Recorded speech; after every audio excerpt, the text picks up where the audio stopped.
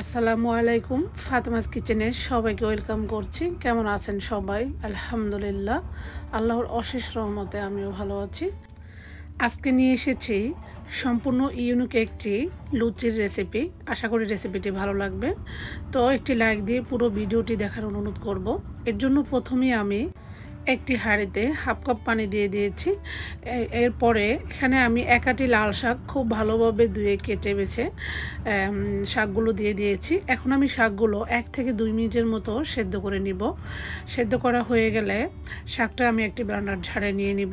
পানি সহই, পানিটা আমি ফেলে দিব না। অনেকেই দেখা যায় শাক সেদ্ধর পানিটা ফেলে দেয়, তাহলে তো শাকের গুণগত মান ভিটামিনটাই চলে যায়।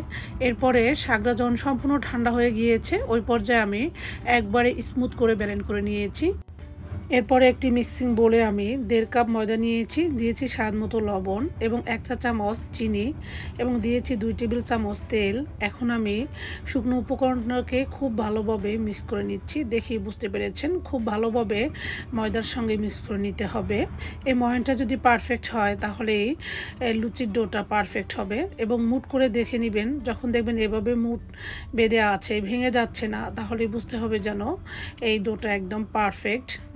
এখন আমি ওই যে আগে থেকে ব্লেন্ড করে নিয়েছি যে লাল শাকটা, সেটা দিয়ে দিচ্ছি। এখানে আমি সবটুকু একসাথে দিইনি, আমি দেখে বুঝিয়ে দিব যে কতটুকু লাগে। তো আলহামদুলিল্লাহ আমার সবটুকু পিওরই এখানে লেগেছে। তো অনেকেই দেখি এটা পালং শাক দিয়ে তৈরি করে। তো এইভাবে লাল শাক দিয়ে তৈরি করলে দুটা উপকার। একটা হচ্ছে যেসব বাচ্চারা একদমই সবজি খেতে চায় না, এভাবে তৈরি করে দিলে সবজিটাও খাওয়া হয় এবং নাস্তাটাও তৃপ্তি সহকারে খেয়ে নেয়। আমি খেয়ে আপনাদেরকে যেহেতু রিভিউ দিচ্ছি, আমার বাচ্চারা একদমই বুঝতেই পারে না যে এটা লাল শাকের তৈরি। তারা এতটাই মজা করে চিকেনের সাথে খেয়েছে। আমি এটা যে অফ ক্যামেরায় চিকেন রান্না করছি, তার সাথে বাচ্চারা খুবই মজা করে খেয়েছে। তো এরপরে আমি ডোটাকে 30 মিনিটের জন্য ঢেকে রেখেছি। এরপর 30 মিনিট পর আবারও একটু ভালোভাবে মথে নিয়েছি। এখন আমি আমার পছন্দ মতো শেপ দিয়ে লেচি কেটে নিচ্ছি। এরপর লুচি তৈরি করার জন্য এক টুকরো ডো নিয়ে বাকি ডোগুলো ঢাকনা দিয়ে ঢেকে রাখতে হবে, তাহলে উপরে স্কিনটা ড্রাই আউট হয়ে যাবে। এরপরে আমি একটি বেলুন দিয়ে এইভাবে বেলে নিচ্ছি। তো আমি রুটি বানাতে একদমই ভালো পারি না, তারপরও আমি যেটুকু পারি সেটাই আপনাদের সাথে শেয়ার করছি।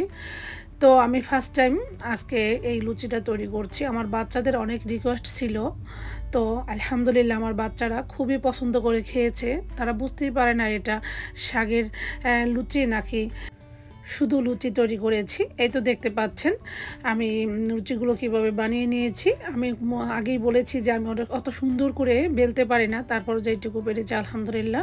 এই তো সবগুলো লুচি আমি বানিয়ে নিয়েছি। এরপরে আমি পর্যাপ্ত পরিমাণে তেল আগে থেকেই গরম করতে বসিয়ে দিয়েছি। এক এক করে আমি লুচিগুলো দিয়ে চুলার আঁচ মিডিয়ামে রেখে উল্টে পাল্টে সবগুলো লুচি আমি ভেজে নেব। মাশাআল্লাহ, আলহামদুলিল্লাহ, প্রত্যেকটা লুচি আমার খুব ভালোভাবে ফুলেছে। সেমভাবে আমি সবগুলো লুচি ভেজে নিব।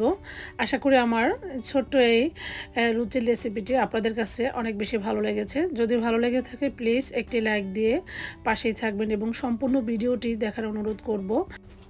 আশা করি আমার আজকের ভিডিওটি আপনাদের অনেক বেশি ভালো লেগেছে।